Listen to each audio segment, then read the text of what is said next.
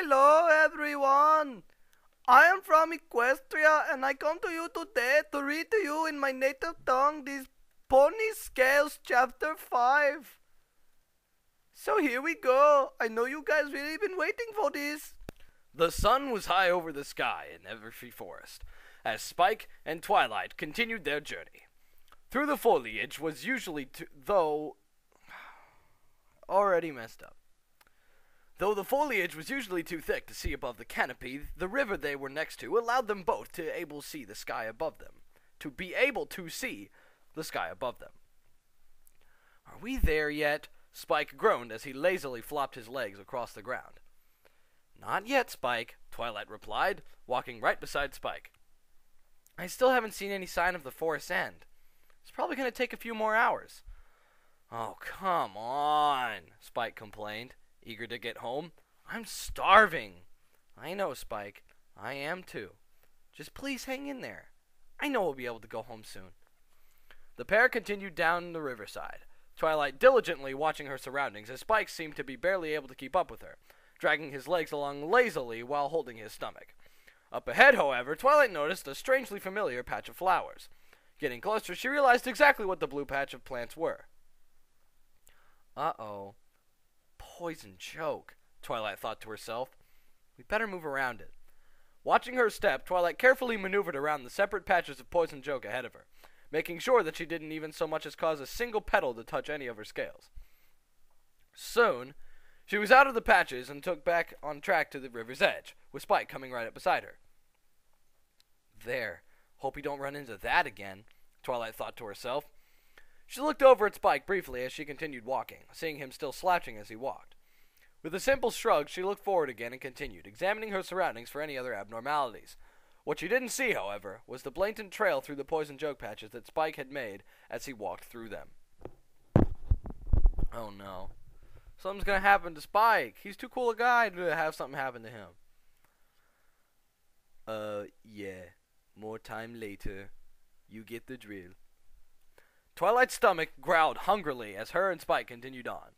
She didn't know for sure, but this may have been the longest period of time she spent without food. She was also slouched over, groaning softly every now and then as her stomach continued to rage. Spike wasn't doing well either. His claws were clenched onto his stomach while he groaned out loudly. Twilight knew it was obnoxious, but she didn't blame him. They hadn't eaten since yesterday.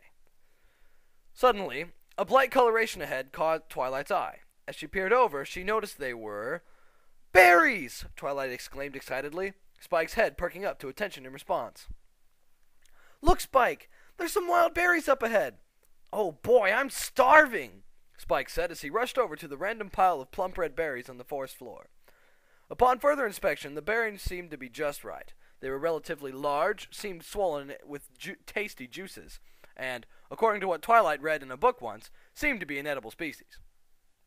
Her and Spike quickly gathered around the pile as she looked at them. They looked so delicious and freshly picked and... Wait a second, Twilight said aloud as she was about to pick a berry. Spike, I don't think we should touch these berries. Why not, Twi? Spike said as he picked up a whole handful. Spike, no! It might be... Suddenly, a mesh of rope sprung up from below their feet and hoisted them into the air, held together by 4 ropes tied to another branch. Spike and Twilight were squeezed together with the berries as they bounced lightly from the force of the ropes closing around them. Ah, it's a trap! Twilight yelled in frustration as she tried to move around. I can't believe we fell for it! Garble, Spike yelled out, his voice muffled somehow. What, Spike? I couldn't understand you. Twilight replied as she looked around her, her face stuck at looking outward and unable to turn to see Spike's exact positioning.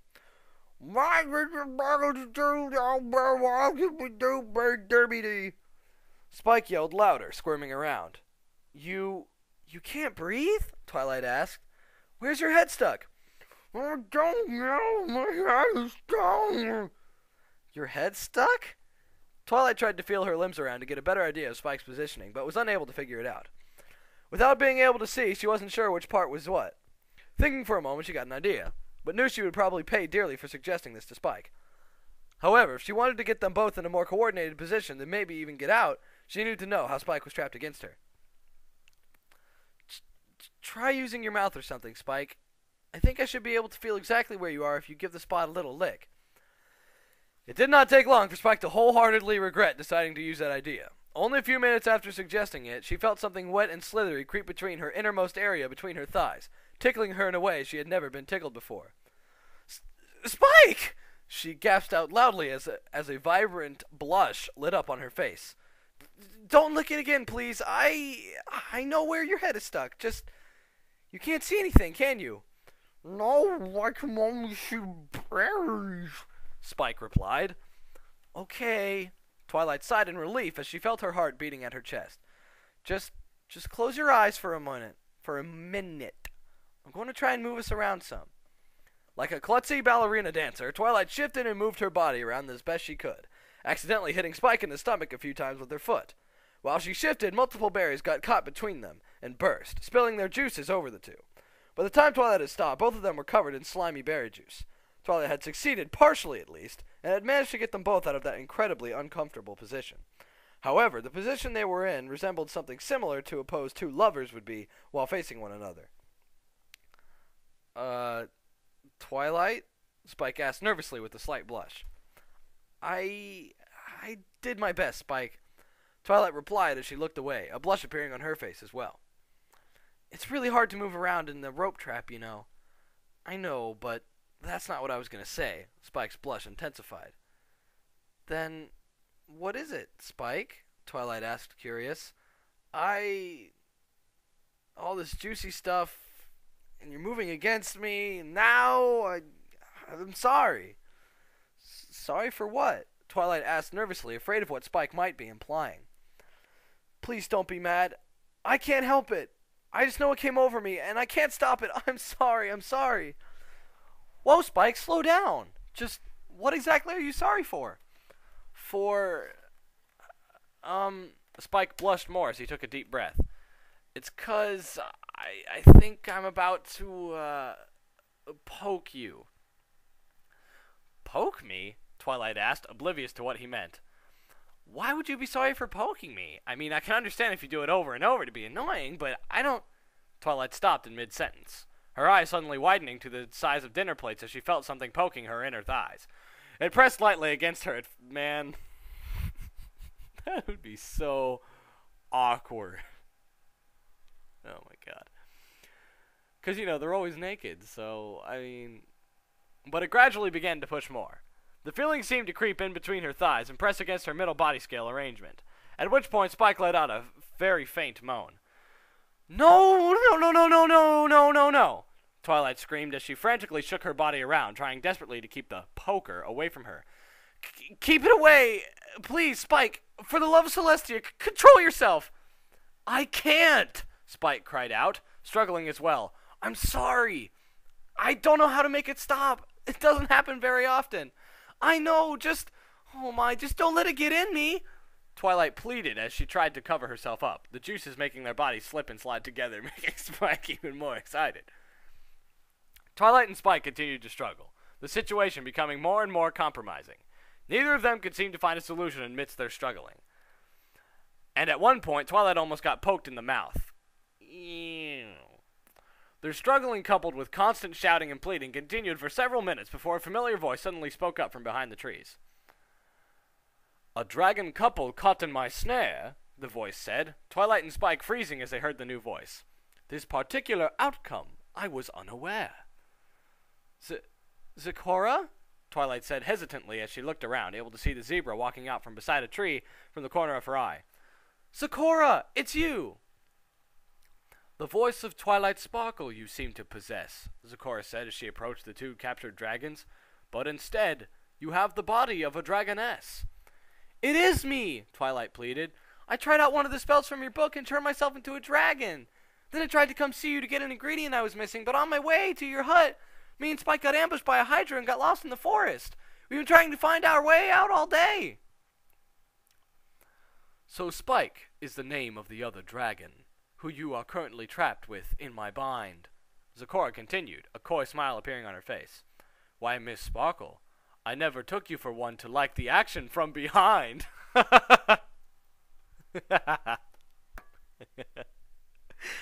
I honestly don't think I think that was a bit out of character.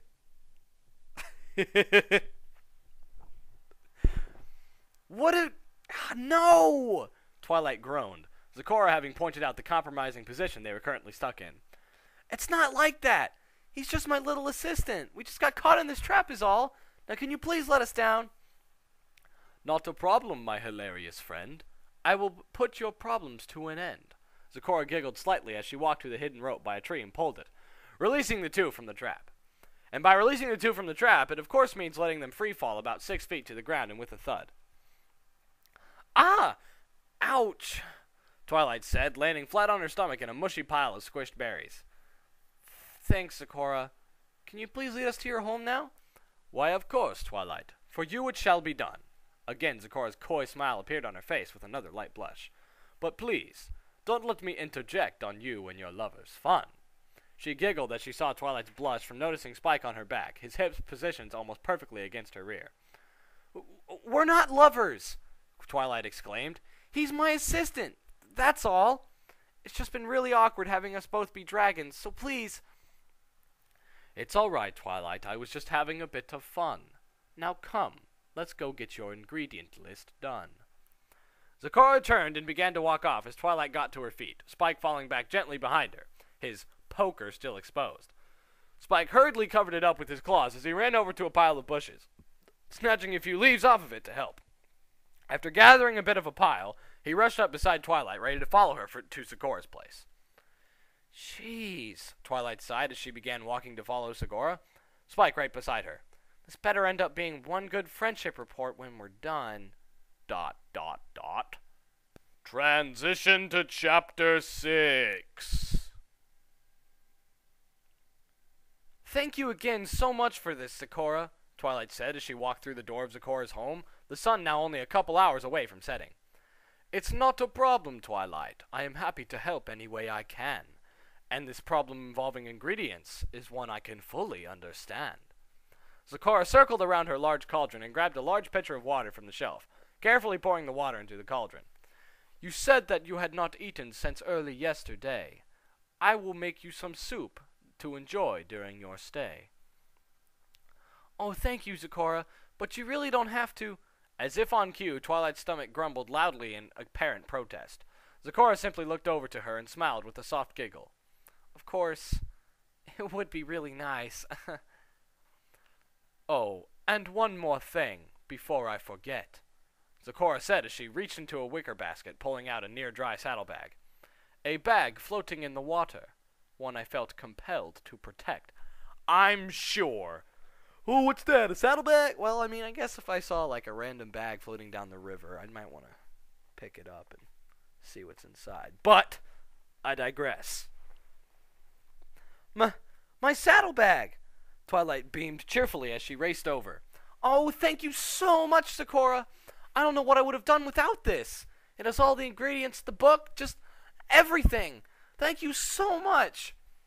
It is not a problem, my very literate friend, for I feel it my duty to leave a friendly hoof to lend. With Twilight's spirit lifted from reacquiring her book, and both hers and Spike's stomachs filled with soup, Twilight felt ready to talk to Zecora about the last ingredient. After searching her back, Twilight was relieved to find that almost all of her ingredients were kept safe in their containers with minimal water damage, and that the book itself was still in one piece. Ha! One piece. Though drenched, she figured that it would be easily and safely dried with magic once she turned back to normal. Now to actually get back to normal, Twilight thought as she carried the book over to Zecora. Zecora, Twilight began as she set the book already open to the desired page next to Zecora, who was sitting at the table. This is the last ingredient we need. Everything else is still in my saddlebag, but this essence of dragon is the only thing we're missing. Zecora studied the book closely, searching her thoughts for more details on the essence of dragon. Ah, essence of dragon, I remember it now. Also how to extract it. I remember how. Great! So, where do we get it from? Is it sort of like a plant, or perhaps just a bit more of Spike's scales? Hey! Spike shouted in protest. Ha ha. It appears the identity of this ingredient is one you have yet to guess. It is often very difficult to extract this essence without making a mess. A slight blush lit up on Zecora's face. The identity of the ingredient? Twilight thought about what Zecora said for a moment. You mean it's not a plant, or just more of Spike's scales? It's not blood, is it? Spike asked, his eyes darting left and right in worry. I have sometimes wondered, Twilight Sparkle, with your knack for reading and cramming so much knowledge in your head, if you have ever spent one night with another stallion in your bed. Another... Wait. Hold on a second, Twilight stammered as her cheeks lit up with a bright blush. What does anything like that have to do with the essence of dragon? My question is relevant, as you will soon see, for the identity of this ingredient, not pleasant it will be. Well, Twilight quickly walked over and covered Spike's ears with her claws, holding him in place even with his apparent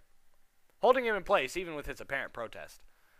No, I have never done anything sexual with any pony, of either gender at that.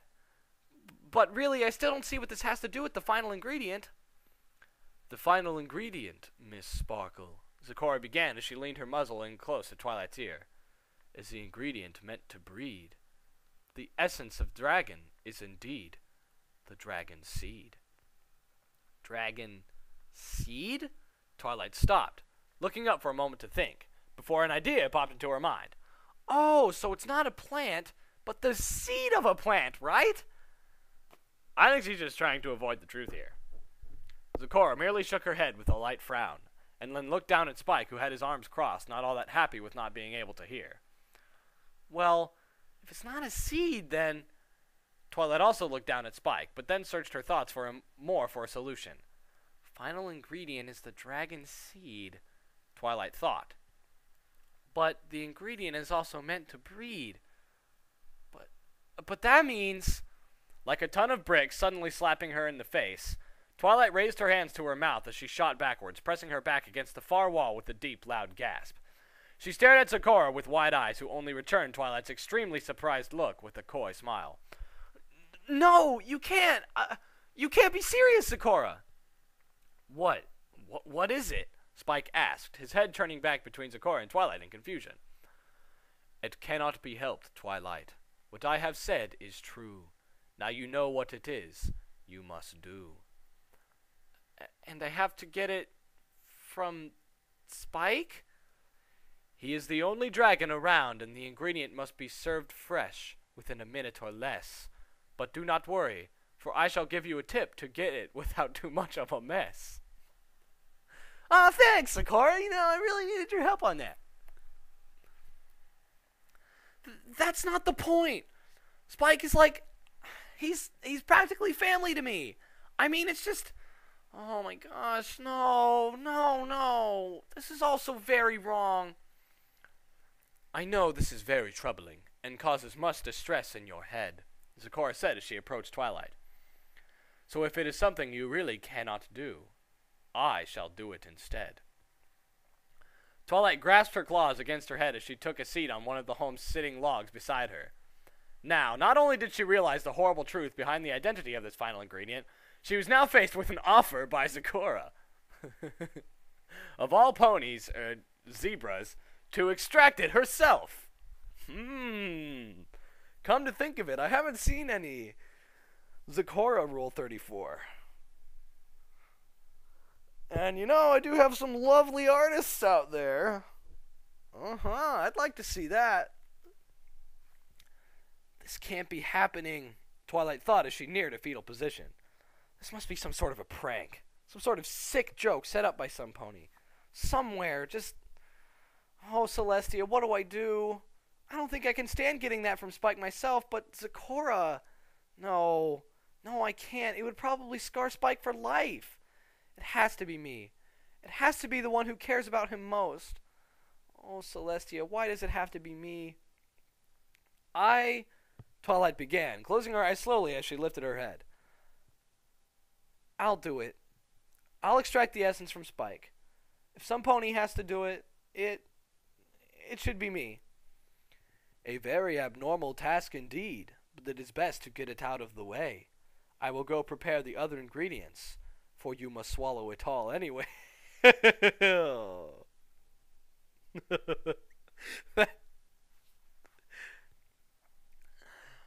Right.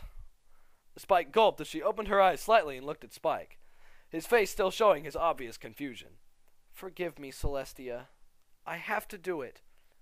Could someone please tell me what the hay's going on? Spike asked, almost fed up with this secrecy involving him. Oh, right. Twilight began as she stood up and began walking towards the home's back room. I'll tell you about it in a bit, Spike, but first, the fake smile plastered on Twilight's face was so painful for her to keep up, but a look from Zecora reassured her that she had to do what had to be done. Come back here with me. There's a gift I got you for being such a wonderful assistant. A gift? For me? Spike smiled wildly as he followed Twilight into the back room. Oh boy, what could it be? Oh my god. Oh. Spike! Cool guy! Cool guy Spike. Later that night, and yes, I know I'm evil for not showing you that scene. Now see, Brony Soul, that would have been a good moment for me to have been like, what the rage! But no, you ruined it. I already raged about it. So, blame him. Twilight sat down at her bedroom desk. Spike sound asleep in his bed. Her horn lit up as she lifted up a paper and a scroll, thinking of what to write to the princess. Her mind searched for some sort of real lesson that she had learned, but at the moment, the only one thought that kept popping into her mind. Of everything that happened over the past couple of days, out of all the things she had experienced, only one significant detail really struck her the most. And, without thinking, she seemed to passively write down what had most often popped into her head since only a few hours ago. Dear Princess Celestia, dragons are a mouthful. Ho ho ho! You know what I'm saying? Transition into epilogue. Twilight awoke from her slumber, disturbed by a loud commotion coming from downstairs. She leaned up and lazily wiped her eyes as she began to survey the room, realizing that it was already well into the morning. Spike's bed was empty, which was normal for the dragon, as he usually gets up before twilight to do his morning chores. However, the commotion downstairs continued, the sound of footsteps rapidly clopping against the hard wood floor, overcoming every other noise. As Twilight got up, she also heard Spike's voice downstairs. He sounded worried, though muffled through the walls. Twilight could clearly hear the dragon frantically talking aloud, his voice very clearly distraught.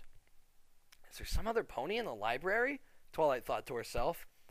What could they be doing, and what would cause so much of a ruckus? Finally, Twilight quickly brushed her mane with the comb and headed towards the door, using her magic to open it for her. She only took a few steps out before she was able to see exactly what was going on. There was a pony in the middle of the library, frantically running from bookshelf to bookshelf as if searching for something. This pony had purple fur with a green mane and green tail. Also, there were a pair of wings and the newly discovered Pegasus. But at the moment, their cutie mark was out of sight from Twilight's angle. Continuing down the stairs, Twilight soon reached the bottom. I'm thinking that this is a Pegasus Spike. I'm guessing. Twilight soon reached the bottom. However, by the time she reached the last step, she noticed that not only was Spike not in the room, but the sound of his voice was coming from the one pony in the room. Called it. Twilight stared at the strange pony for a moment, yet before she could speak up herself, the other pony saw her and rushed right over to her. Twilight! The pony cried desperately. You gotta help me! I don't know how it happened! Who are you? You sound just like... Spike! I know! It's me, Spike! I don't know what happened. I just woke up and then all of a sudden I was like this! What? But I didn't cast anything. Do you think that perhaps... Wait, what's that? Twilight looked over Spike's side, getting a view of his flank. Plastered right in the center of Spike's flank was an all-too-familiar blue flower. Oh no! The poison joke field from the other day. Spike must have walked straight through it. I totally forgot about that. Spike! I think you accidentally walked through that poison joke patch from yesterday, and it did this to you. Poison joke? Spike asked, looking back at his flank. So that's what that flower was. Oh! An idea popped in his mind as he remembered the last time poison joke of it. I had a hiccup there. As he remembered the last time poison joke affected Twilight. I know just what to do. Spike turned flank and walked straight to a nearby bookshelf, quickly scanning over it and then pulling out a book with his hooves. Supernaturals! This should have just what we need. Spike set the book on the floor and opened it, scanning through the pages diligently. Hey, Twy, do you still remember some of the ingredients we need? Spike listened for an answer, but got none. Twilight? Beside him, Twilight's body was frozen still as she stared at her assistant. More accurately, at his finely toned flank. Manly glutes. She bit her lip as Spike turned around, the motion causing his rear to wiggle slightly. A blush appeared on her face as she watched, entranced as she let her eyes fall against the rest of Spike's ponified body before staring right back at his behind. That flank. Author Extra. For those of you interested on what went down in the back room of Zecora's home with dragonified Twilight and Spike, you will now have the chance to find out. I am going to do a Pony Buru Cloprite, hosted by me, at 9:30 p.m. EST. The picture will be explicit, and you will most likely need a Pony Buru account to see it. Hope you all enjoy, and thanks for reading Pony Scales. Now to work on Lou Naughty. What? Oh, so I can click on this? And I don't have to wait for a fan to draw a picture? But no, wait, I was waiting for it to be of Zecora and Spike. So you guys draw Zecora and Spike because I'm a dirty man, I'm a filthy clopper, so you do it. Okay? Okay. So, up next is Big Adventure, tons of fun. See you then.